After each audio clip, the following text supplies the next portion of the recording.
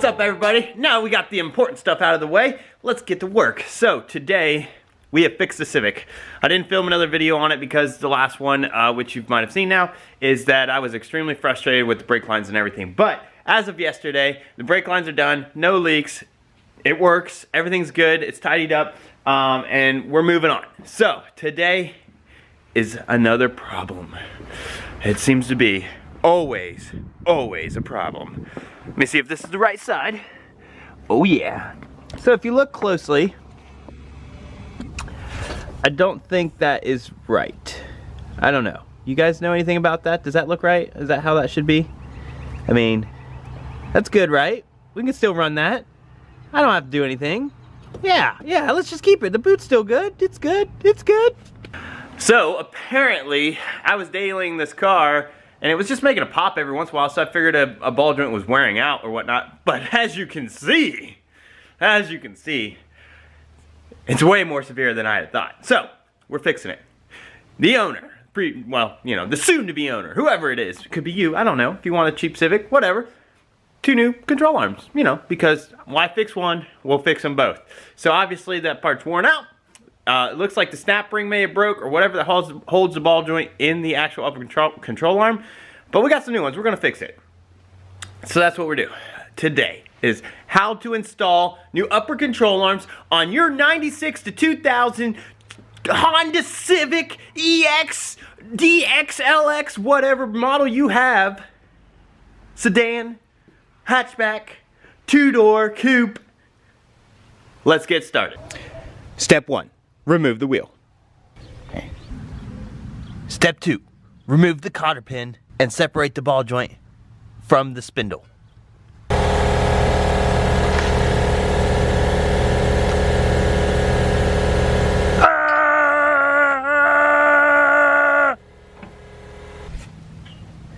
Step 4, remove your battery.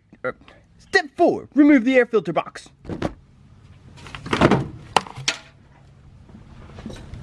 Actual step 4, remove your battery. Step 5, remove bolt. Step 6, remove other bolt. Step 7, remove control arm. Alright guys, so we have our control arm out. As you can see, it was pretty messed up and everything like that. The other side's just like pretty much the exact same. You just move anything that's in your way, take out the 2 bolts, take out the cotter pin, the ball joint castle nut, separate, and remove. So, we're gonna go ahead and get to the installation. Alright guys, so now we're up to installation. So you wanna make sure that most of the control arms are gonna be labeled left or right, so this is the right side or passenger side. Remember, it's always orientated as if you were sitting in the driver's seat. So, R for right side equals passenger side. Alright, so we got a proper control arm. We're gonna stick it up there and put some bolts in it. So,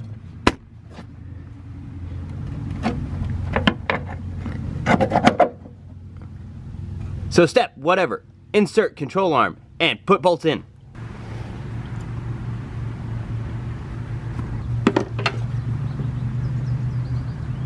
Alright, next step. So, we left this loose. You do not want to tighten this down all the way. There's a reason to that, and I've explained it before. They're rubber bushings. You do not want to load them up with the control arm like this.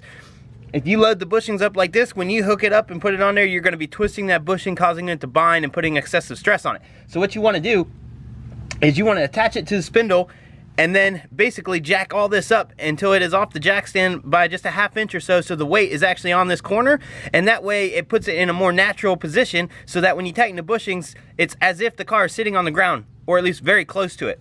Now you can kind of eyeball it and basically put this kind of in a perpendicular 90-degree angle position and tighten it up and then attach everything if you want to, but I prefer to jack it up and get it into basically as close to natural position procedure over everything else.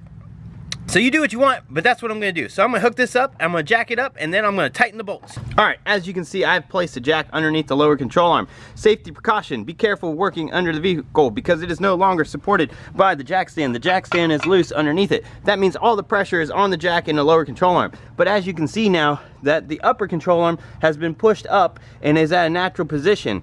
So if we had these tight, it would overstress these bushings and will cause them to wear out prematurely. So now that the control arm is in the proper location, we're going to move upstairs. We're going to well, upstairs, but we're gonna move into the engine bay and we're gonna tighten these bolts. All right, so step 10, 11, 9, whatever we're on, either way, is torque the castle nut and install your cotter pin. Torque on these are usually around like 30-something foot-pounds. I don't know off the top of my head. Either way, it's tight, I know that. We're gonna secure it with our cotter pin.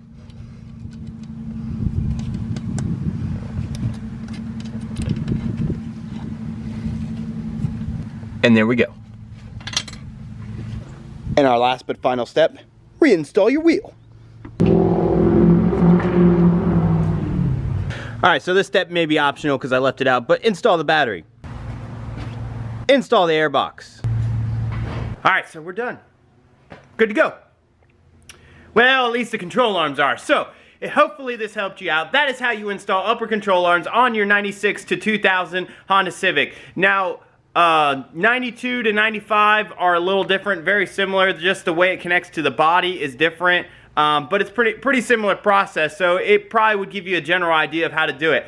But yeah, the control arms are done, they look great, the car's back together. We still have a lot more stuff to do before this vehicle can be sold, but we're trying to get her all cleaned up and at least in decent shape so the next owner will be happy to hopefully purchase it and pick up a decent car that they can either drive as a daily or they can, you know, continue to modify or do whatever they want, whatever the case may be. But that's going to end this video. Hopefully it helped you out. Hopefully you enjoyed it. Hopefully it was a little quicker than some of my normal videos. I try to just stick to being informative, quick down and dirty on how to swap out your control arms and do a little quick DIY. So now that this is done, I got to bring the wife's car down. We're going to be changing some parts on her car, changing some tires and stuff like that. So I got to get back to work. See you on the next one. Don't forget, we have these 6 slaps.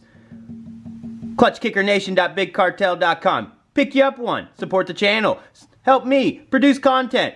Get stuff to produce content. Get equipment. Whatever the case may be. I could just keep throwing fingers up. Either way, if you're interested in helping me out, pick up a sticker. Later.